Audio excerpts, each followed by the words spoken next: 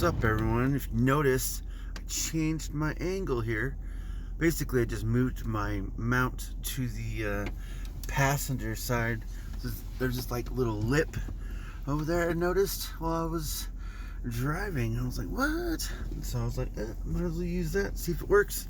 So far, it hasn't fallen. So if my phone hasn't fallen yet, then we're good. I first wanted to start off by saying I just heard about, if none of y'all follow NBA, you can just tune out to this, but I just heard about Kyrie Irving not wanting to speak to the media again, and whatever. They do what they're going to do. These guys make millions of dollars, right? But I just think, like, regardless of how unfair or fair the player thinks it is, they're still being pretty selfish when they don't want to do it for long periods of time. Like, it's just now you're just taking it out on not just, you know, like the team, the media, but you're taking it out on the fan that cares about you. So,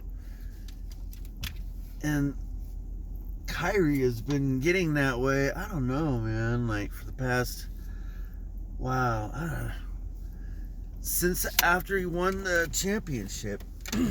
he created this invisible chip on his shoulder and thought he was the big bad dude and wanted his own team, and then couldn't even handle it. And which I like the guy, like he's like the top 4, I think, best ball handlers of all time, ever. Because, I mean, I haven't been around a long time, but, I mean, I've heard of other people's testimonies and things, so, like, I'm going to believe other people that probably played in the league and know a little bit more than I do, so, but, I'm just saying, like, if I was Kyrie, I'm thinking, like, looking at a perspective of a fan or a person that maybe wants to go into the NBA. Maybe they're already in college waiting to go in, and they're like following this guy because they're like, wow, we kind of want to emulate his moves and everything else, and then he goes and turns you off because he doesn't want to talk. So, like, you don't know his thoughts, and you want to see or probably hear what he had to say of why he did this or said this or whatever the case may be. And if you don't give that opportunity, then, you know, you're not making that connection that you probably wanted to make when you weren't, you know, in the NBA and wanting to make it there. Like, I don't know, just simple thing, I guess. I don't know.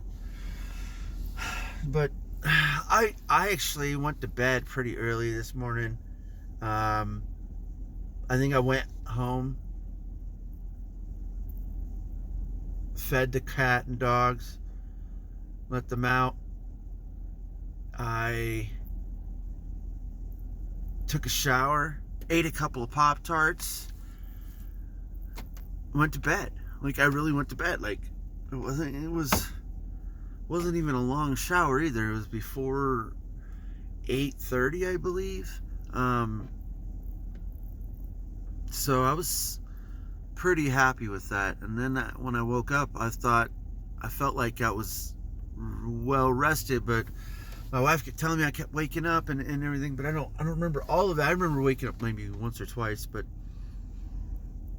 I felt like I fell back to sleep, and I feel like I have been well rested, and I was watching basketball games for like 3 hours, and I was pretty stoked, and I never really get that chance. So me getting the opportunity to do that with my son, even though he's sitting beside me playing Cyberpunk, and I can't watch his screen because he's got spoilers because he's so far ahead of me because he gets more time to play than I do. So it kind of sucks for me, but, you know.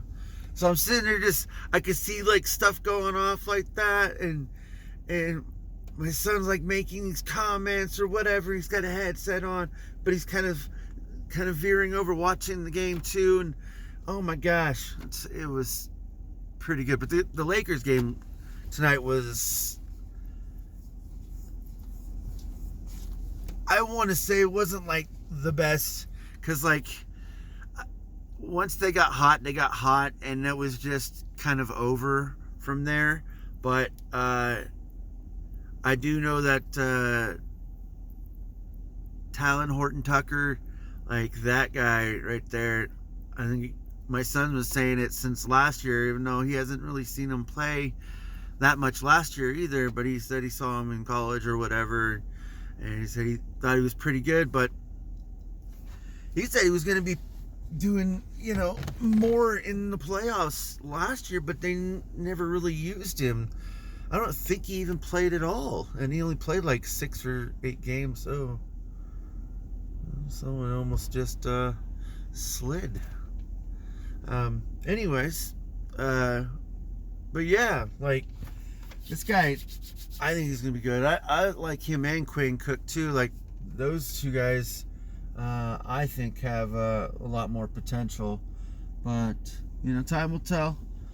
Anyways, I'm probably gonna get going here. I'm pretty tired, my body wise, but my mind, I'm ready to go. I want to do some stretches, and then I'm actually gonna have to get this stuff done before I get inside.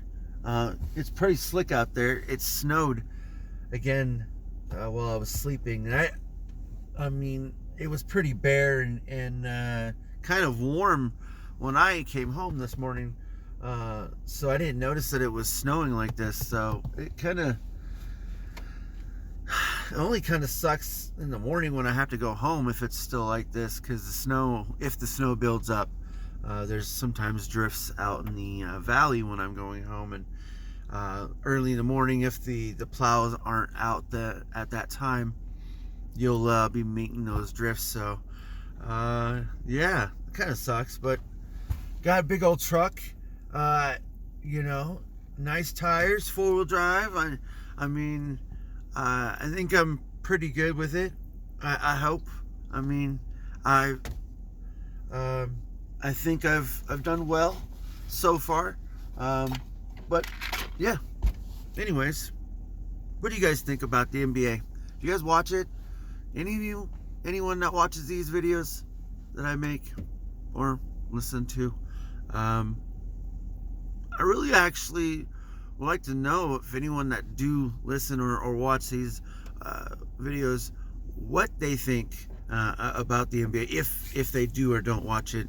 I just want to know like what they think about like how the season is gonna kind of affect not just them but like their families and stuff, and that seems pretty hard to me. I don't know how I could do that. That seems, especially like the Toronto Raptors, they had to pretty much uproot their whole family for this whole season because they can't go into Toronto because they won't allow them to play there. So yeah. Anyways, I'm gonna get going. Y'all have a great night. Stay safe.